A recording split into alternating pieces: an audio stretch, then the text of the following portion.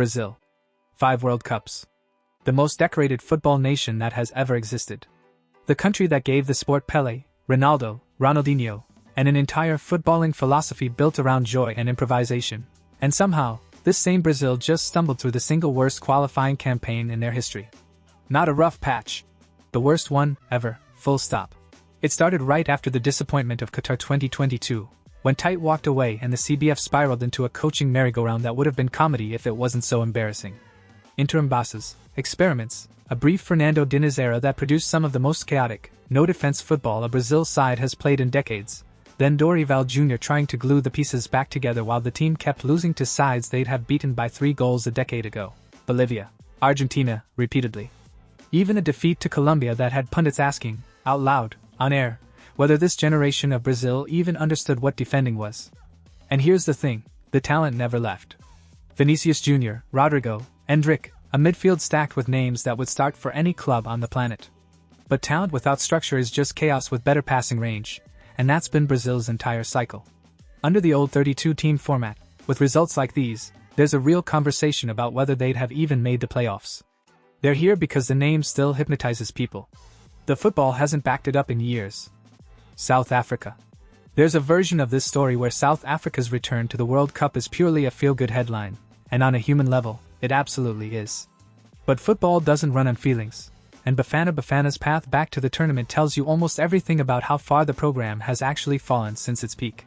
Go back to 1996, and South Africa were AFCON champions on home soil, a nation just out of apartheid using football as a genuine unifying force, producing names like Lucas Radebe and Benny McCarthy who went on to thrive in the Premier League and beyond. Fast forward to 2010, hosting their own World Cup on the continent's biggest sporting stage ever, and Bafana Bafana became the first host nation in tournament history to be eliminated in the group stage. That wasn't just a bad tournament, that was a symbol.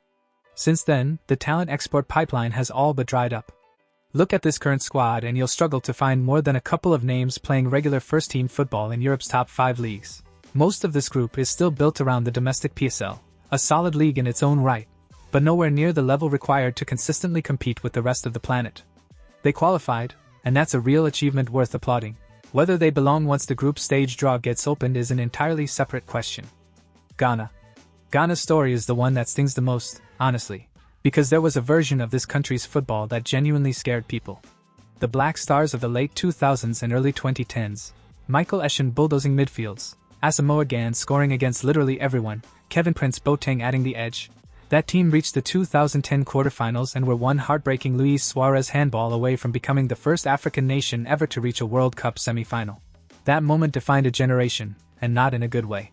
Then came 2014, and instead of building on that near-miss, Ghana produced one of the most embarrassing off-field scandals in modern World Cup history. Players refusing to train ahead of a must-win group game against the United States because of a bonus dispute, forcing the Ghanaian government to fly literal stacks of cash, $3 million in cash, into the team's Brazilian hotel just to get them to play. They lost anyway.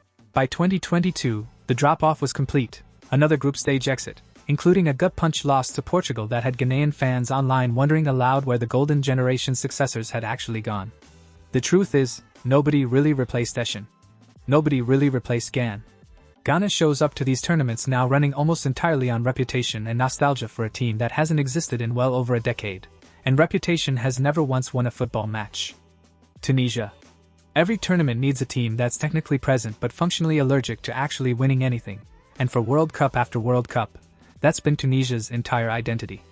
1978, 1998, 2002, 2006, 2018, 2022. 6 World Cup appearances, and across every single one of them, Tunisia has never, not once, won a knockout match. They've never even reached the knockouts to have the chance. It's not for a lack of moments either. In 2022, Tunisia produced arguably the most talked about result of the entire group stage, beating defending champions France in a dead rubber that France's coach barely bothered to take seriously, rotating half his lineup. It was a brilliant, gritty, deserved win, and it changed absolutely nothing, because Tunisia still went home in the group stage on goal difference, having drawn with Denmark and lost to Australia in the games that actually mattered. That's the pattern.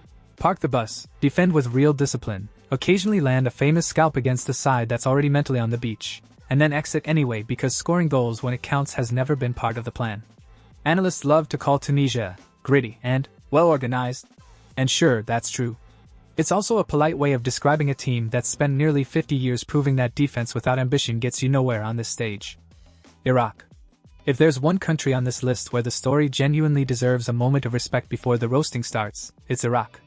Their last World Cup appearance was 1986, in Mexico, and since then this country has been through the Iran-Iraq War, multiple Gulf conflicts, a US-led invasion in 2003, and a brutal insurgency that, at various points, meant the national team couldn't even host matches inside their own borders.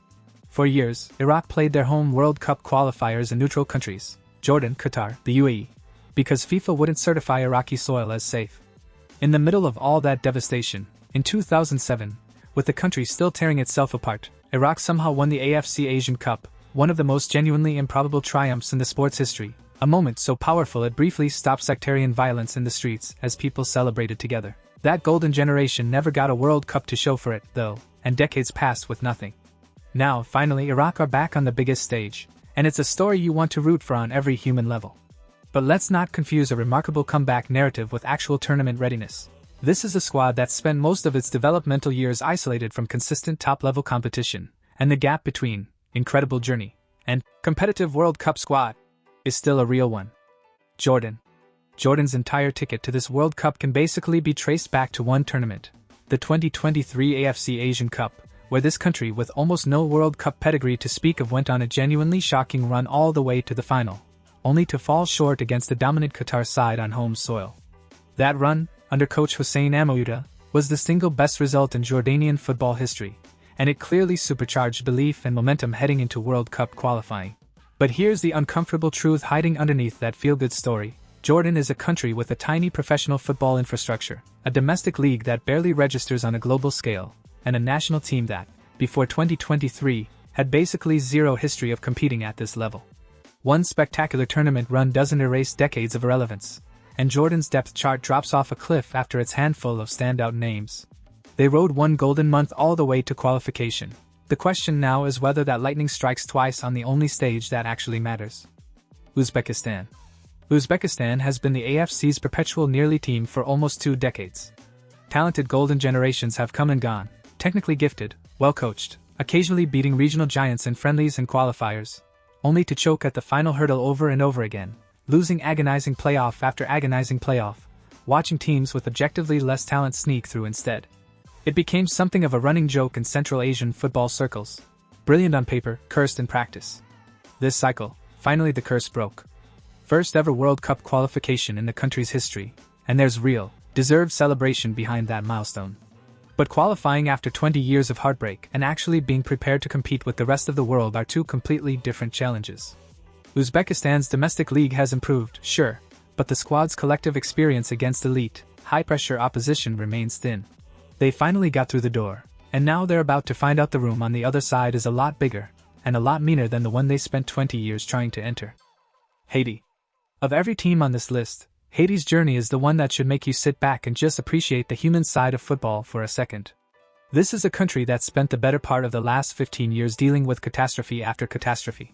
The devastating 2010 earthquake that killed hundreds of thousands, followed by relentless political collapse and gang violence in Port-au-Prince so severe that the national team has had to play their home qualifiers in neutral countries, sometimes in Curaçao, sometimes in France, just to find somewhere safe enough to play.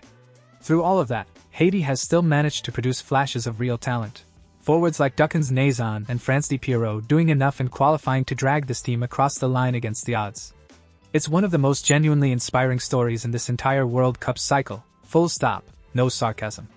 And yet, when you strip away the emotion and just look at the football, the squad depth, the individual quality compared to the traditional CONCACAF and global powers they're about to face, Haiti is, on paper, one of the least equipped teams in the entire 48-team field. Respect for the journey doesn't disappear the gap in quality. Both things are true at once. Panama. Panama's entire modern World Cup legacy was built on a goal that never happened. Go back to October 2017, a must-win qualifier against Costa Rica, the score level, and Panama's striker pokes a shot at goal that visibly, unmistakably, never crosses the line, and the assistant referee signals it anyway. Goal stands, Panama wins. That single moment of officiating chaos sent them to their first ever World Cup in 2018, and Panamanian football has been riding that wave of destiny ever since. Since then, it's been more of the same low-key minnow story, a small population, a domestic league that exports very little talent to Europe's elite, and a squad that's solid, organized, and almost entirely unthreatening to anyone outside their own region. They're back again for 2026, and full credit for building a program that can sustain qualification rather than treat it as a one-off fluke. But let's not pretend this is a team that's grown into a genuine threat.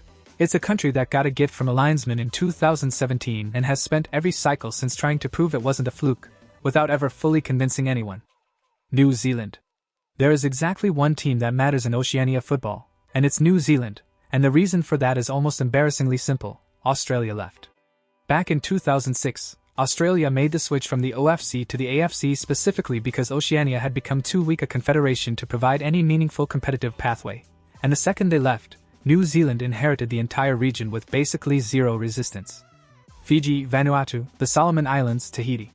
None of them are remotely close to New Zealand's level, which means every World Cup cycle since has essentially been a formality dressed up as qualification. History backs up the concern, too. New Zealand's only previous World Cup appearance, back in 2010, ended with the bizarre distinction of going home unbeaten, 3 draws, 0 wins, and still finishing bottom of their group on goal difference, a stat that perfectly sums up a team built to avoid embarrassment rather than actually compete for results. New Zealand gets a guaranteed seat at the table every single cycle, almost by default, because nobody else nearby is left to challenge them for it. That's not the same thing as earning your place against the world. Cabo Verde. Cabo Verde's story is one of the most quietly remarkable in this entire World Cup, and it deserves to be told properly. This is a nation of roughly 500,000 people, a small archipelago off the coast of West Africa, with barely any domestic football infrastructure to speak of, and they just qualified for their first ever World Cup. The squad that got them there is built almost entirely on the Cabo Verdean diaspora, players born and developed in Portugal who chose to represent their family's homeland rather than the country they grew up playing in, assembled into a genuinely cohesive, disciplined unit under smart coaching.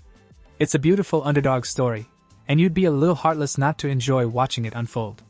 But strip the sentiment away, and what you're left with is a nation with almost no continental pedigree, a domestic league that contributes essentially nothing to the senior squad, and a group of players who, individually, are mostly fringe or rotation pieces at their European clubs rather than genuine first-team mainstays. Cabo Verde earned this moment. Whether they're built to survive it once the group stage actually starts is a much harder question. Curaçao. And here's the closer, because nothing else on this list quite matches it. Curaçao, a small Dutch Caribbean island with a population of roughly 150,000 people, just became the smallest nation, by population, to ever qualify for a men's World Cup in the history of the tournament. Read that again. 150,000 people, fewer than some single neighborhoods in major cities, somehow produced enough footballing talent to punch their way past entire nations with populations in the tens of millions. The squad is, predictably, a diaspora project. Dutch Caribbean professionals scattered across the Eredivisie and various mid-tier European leagues. Players who'd otherwise be fighting for relegation survival rather than World Cup minutes, pulled together under one flag and somehow forging genuine chemistry and belief. It's an incredible, almost unbelievable achievement, and the kind of story FIFA will be marketing for years. It's also, statistically and undeniably, the single clearest example on this entire list of a country that has absolutely no business being on a World Cup pitch. Not because they didn't earn it on the field, they did, but because the sheer scale gap between a nation of 150,000 people and the football powers they're about to share a group with is almost impossible to put into perspective. Enjoy the story? Just don't expect it to last long once the group stage kicks off. 12 teams, 12 completely different reasons for ending up on this list. Fading giants riding old reputations, broken regions handing out free passes, and a couple of genuine underdog miracles that earn their seat fair and square but are about to find out how big the gap really is. The World Cup's bigger than it's ever been in 2026, and not every invitation was actually deserved. If you enjoyed this, subscribe 'cause I'll be posting a lot more. Thanks for watching.